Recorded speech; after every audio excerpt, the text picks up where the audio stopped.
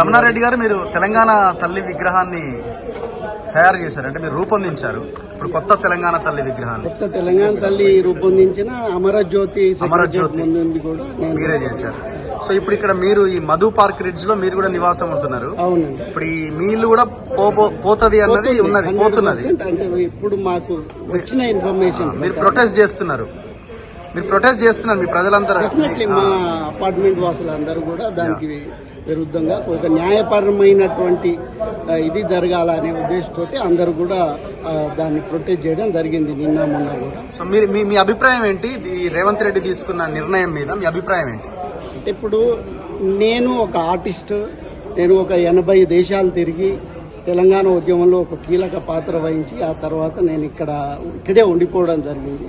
So నా అభిప్రాయంలో అభివృద్ధి అనేది అన్ని రంగాల్లో అన్ని రకాలుగా కూడా భారతదేశం అభివృద్ధి చెందాల్సిన అవసరం ఉంది. అందులో definitely river front development, beautification. ఎందుకంటే మనం చాలా దేశాలతోటి టెక్నాలజికల్గా పోటీ పడుతున్నాం, కానీ మనం అంబియన్స్కి వచ్చేసరికి ఇంకా కొంత వెనుకబడి ఉన్నట్టు నా అభిప్రాయం. ఎందుకంటే చాలా చిన్న చిన్న కంట్రీలు కూడా అద్భుతంగా డెవలప్ అవుతుంది.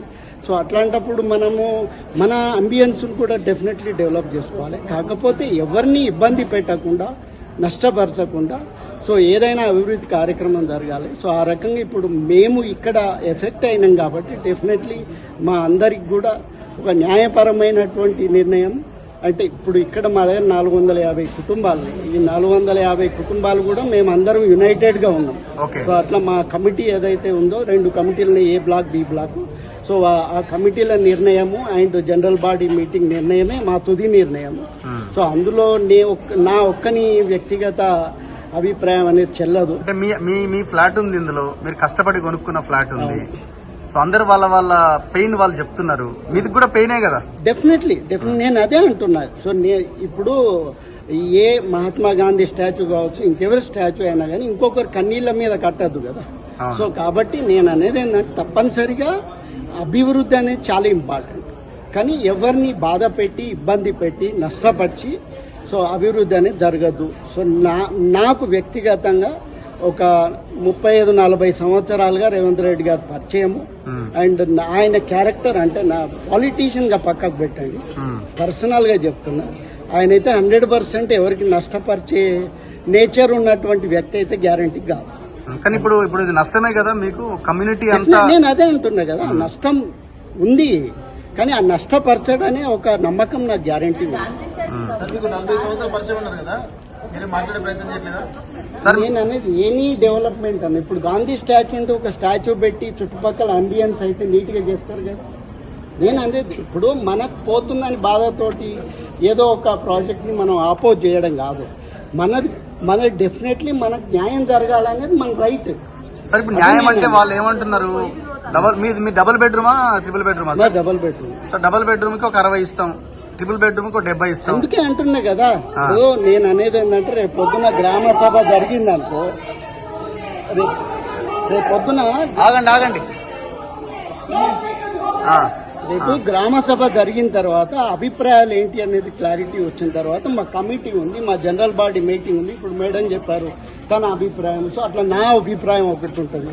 ఈ 450 కుటుంబాల అభిప్రాయాన్ని అక్కడ క్రోడీకరించి వాళ్ళందరి బెనిఫిట్ కోసం, అందరి మంచి కోసం, ఒకవేళ మంచి జరిగితేనే అందరు ఒప్పుకుంటారు, మంచి జరగకపోతే ఒప్పుకోరు.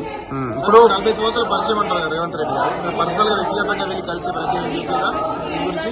అంటే నేను ఇంకా పోలేదు. ఎందుకంటే నాకు నిన్ననే, ఈ రోజు మార్నింగే నేను పేపర్లో చదవడం జరిగింది 2.5 ఎకరాలు పోతుందని. అంతవరకు కూడా మనకి ఏం రాలేదు, ఆన్ పేపర్ ఏది రాలేదు. కాబట్టి ఇప్పుడు కొంచెంసేపు ఆగండి. ఓకే, నేను అనేది ఏంటంటే నాకు ఆ నమ్మకం ఉంది అంటున్నా. నేను ఒక వ్యక్తిగతంగా 100%గా సో రేవంత్ రెడ్డి గారు న్యాయం చేస్తారు అనేది ఒక నమ్మకం ఉంది అంటున్నా. ఇప్పుడు ఇక్కడ అనేక అక్రమ కట్టడాలు ఉన్నాయి, కేవలం ఈ ల్యాండ్ దగ్గరనే కట్టాల్సిన అవసరం ఉంది. అదే అంటే ఇప్పుడు నేను అనేది ఏంటంటే వాళ్ళు తీసుకున్నటువంటి ప్లాన్ ఏంటో, దాని డెవలప్మెంటల్ యాక్టివిటీ ఏంటో తెలియదు. కానీ నేను ఒక ఆర్టిస్ట్గా చూసినట్టయితే నాకు ప్రాజెక్ట్ అర్థమైపోద్ది ఏంటిది ఇక్కడ మన బాపు ఘాట్ ఉన్నది.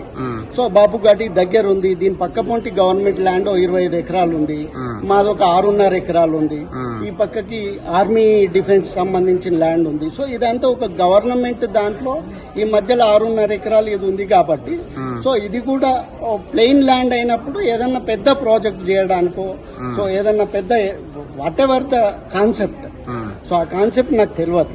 కానీ ఆ ప్రాజెక్ట్ ఏదైనా పెద్ద కట్టడం కట్టాలన్నా విశాలమైన ప్లేస్ అవసరం, కానీ చిన్న ప్లేస్ లో మనం పెట్టలేం కదా. సో కాబట్టి ప్రభుత్వానికి ఏం ఆలోచన ఉంది తెలియదు నాకు. కానీ ఇప్పుడు మీరు నెగటివ్ గా చూస్తున్నారు. నేను ప్రాజెక్ట్ బెనిఫిట్ మీరు అడగద్దు, ప్రాజెక్ట్ బెనిఫిట్ గవర్నమెంట్ చూసుకుంటారు, మనకేం నష్టం అవుతుందని మనం మాట్లాడాలి, అంతేగాని ప్రాజెక్ట్ బెనిఫిట్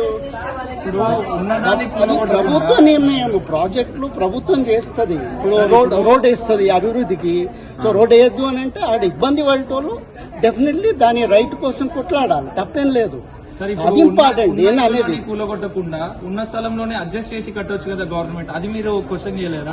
నేను అదే ఒక్క నిమిషం అమ్మా నేను అనేది అదే నేనేమంటున్నా, మా 450 కుటుంబాల అభిప్రాయమే కంక్లూడింగ్ గా మేమందరం ఒక డిసిషన్ తోటి మాట్లాడతాం. అంటే మీరు ఇందాక అన్నారు కదా, ఇది ఒక 6 ఎకరాలు, అది కొంచెం ఉంది, ఇది మొత్తం కలిపితే పెద్ద ప్రాజెక్ట్ చేయొచ్చు అని నేను అనుకుంటున్నా ఒక ఆర్టిస్ట్ గా నేను అనుకుంటున్నా. ఏదన్నా అభిప్రాయం ఇప్పుడు ఎందుకు ఇది అని అంటే అట్లా అవుతుందేమో. ఇప్పుడు నేనేమన్నా సరే ఒక సామాజిక సోషల్ యాంగిల్లో ప్రజల కోణంలో మనం ఆలోచించినప్పుడు డెవలప్మెంట్ అంటే ఏంటి అన్న దాని మీద మనం ఫోకస్ చేయాలి. మనకు అన్ని అవసరాలన్నీ తీరిన తర్వాత పెద్ద డెవలప్మెంట్ మీద మనం ఆర్థికంగా బలంగా ఉన్నప్పుడు వేరే వాటి మీద ఫోకస్ చేస్తాం.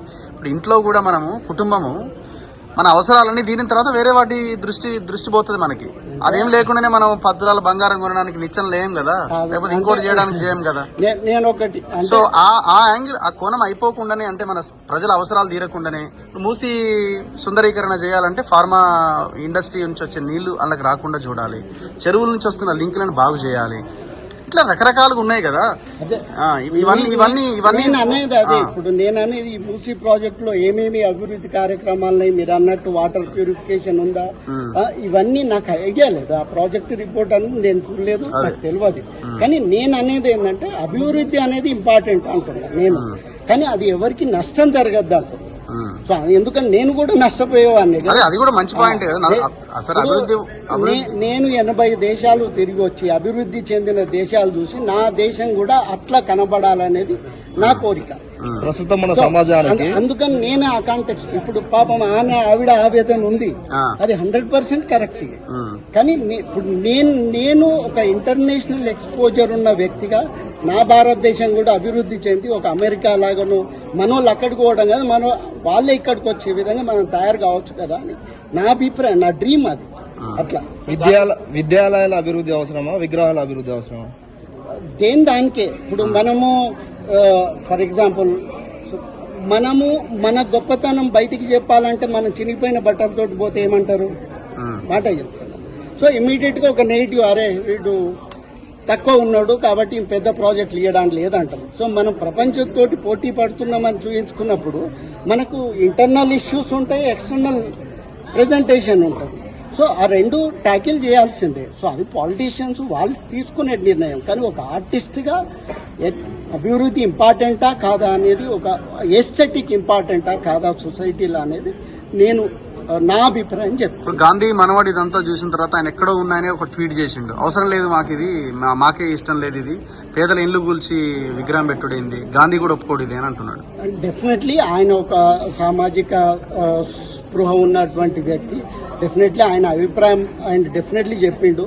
నేను సామాజిక కోణం మాట్లాడలేదు, ఒక ఎస్థెటిక్ వాల్యూ అండ్ మన భారతదేశ యొక్క ఇంపార్టెన్స్ ఎస్థెటిక్ కూడా సో ఉండాలి అనేది నా అభిప్రాయం. సో అది ఈ ఎవరెవరికైతే ఇబ్బందులు అవుతుందో అవన్నీ ప్రాపర్గా హ్యాండిల్ చేసుకొని అభివృద్ధి చెందాలి.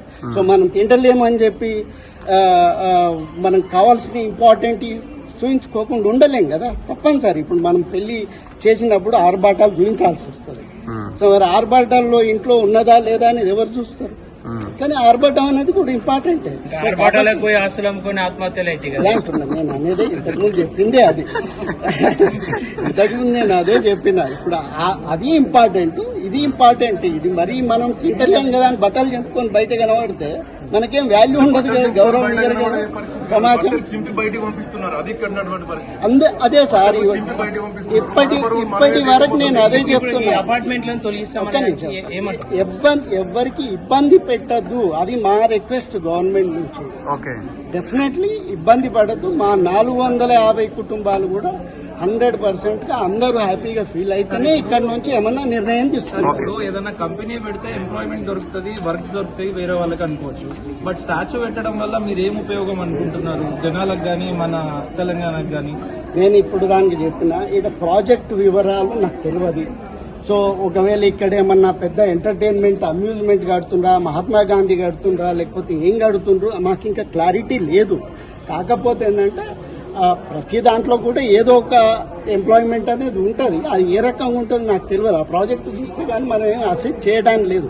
కానీ నేను ఒక ఆర్టిస్ట్గా అద్భుతంగా ఉండాలి, నీట్గా ఉండాలి, సో బ్యూటిఫుల్గా ఉండాలి నా దేశము, నా ప్రాంతము, నా హైదరాబాద్ కూడా ఉండాలి అనుకుంటున్నాను.